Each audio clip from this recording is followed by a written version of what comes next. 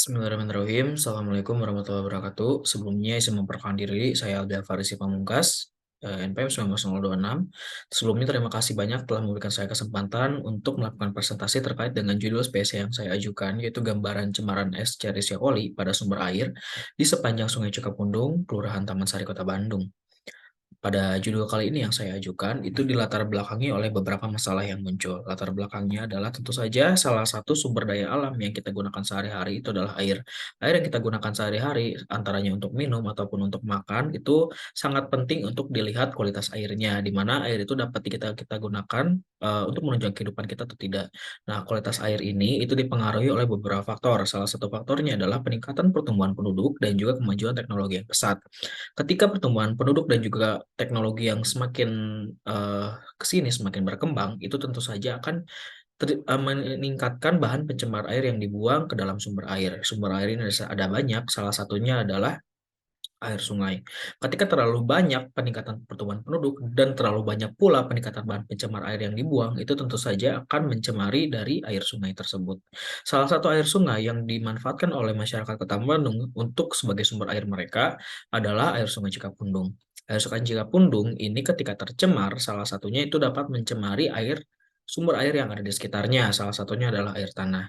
Nah, dari sekian banyak indikator yang digunakan sebagai indikator bahan pencemar air sungai itu salah satunya adalah secara mikrobiologis adalah bakteri Escherichia coli. Apabila terdapat adanya bakteri Escherichia coli pada sumber air, dalam hal ini adalah air sungai ataupun air yang berada di sekitar air sungai, itu maka dikatakan terdapat adanya pencemaran air atau kualitas airnya itu tercemar. Seperti itu. Nah, kemudian selanjutnya untuk metode penelitian yang saya gunakan, rancangan penelitian yang saya gunakan adalah observational descriptive dengan metode kuantitatif. Untuk definisi operasionalnya, itu diambil kualitas air dengan indikator bakteri Escherichia coli, di mana hasil ukurnya ada dua, ada yang tercemar dan juga yang tidak tercemar. Untuk yang tercemar berarti terdapat adanya bakteri Escherichia coli per 100 ml sampel air, sementara apabila tidak tercemar berarti tidak terdapat bakteri Escherichia coli per 100 ml sampel air. Nah, dari hasil penelitian yang saya lakukan, ditemukan dari 10 rukun warga di Kelurahan Taman Sari, Kota Bandung, 2 dari 10 itu memiliki jumlah Escherichia coli sejumlah 4 per 100 ml sampel air dan memiliki kualitas air tercemar. Sementara 8 dari 10 itu memiliki jumlah Escherichia coli lebih dari 2.400 dan memiliki kualitas air cemar. Sehingga kesimpulannya adalah semua sampel air yang diambil di Kelurahan Taman Sari berasal dari 10 RW itu memiliki kualitas air yang tercemar. Kemudian, berdasarkan pembahasannya, diambil dari dua faktor utama penyebab terjadinya adanya pencemaran di sumber air, yang salah satunya adalah jarak dari sumber air ataupun dalam hal ini adalah air sumur terhadap bahan pencemar seperti air sungai ataupun septic tank itu memiliki jarak kurang dari 10 meter, yang seharusnya jaraknya adalah lebih dari 10 meter.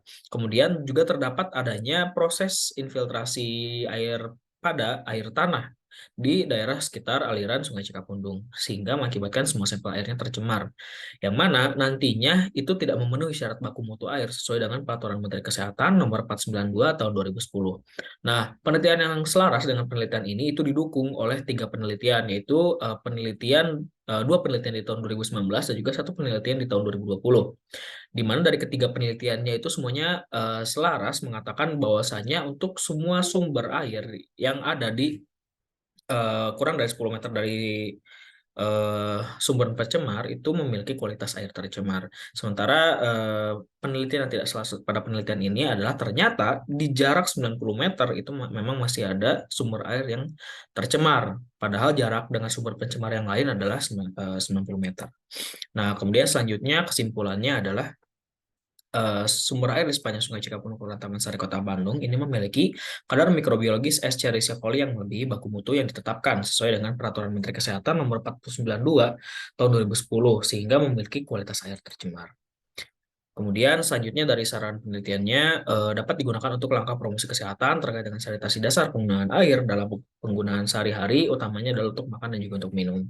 Kemudian saya ambil dari Quran Surat Ar-Rum ayat 41, Auzubillahi minasyaitonirrajim, telah tampak kerusakan di darat dan juga di laut disebabkan karena perbuatan tangan manusia. Melalui hal itu Allah Subhanahu wa taala membuat mereka merasakan sebagian dari akibat perbuatan mereka agar kembali ke jalan yang benar.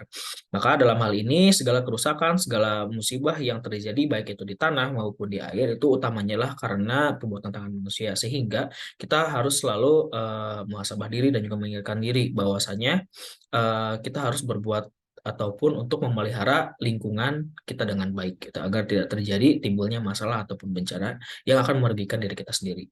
Mungkin, sekian dari saya, kurang lebihnya mohon maaf. Wabillahi taufiq wal hidayah. Wassalamualaikum warahmatullahi wabarakatuh.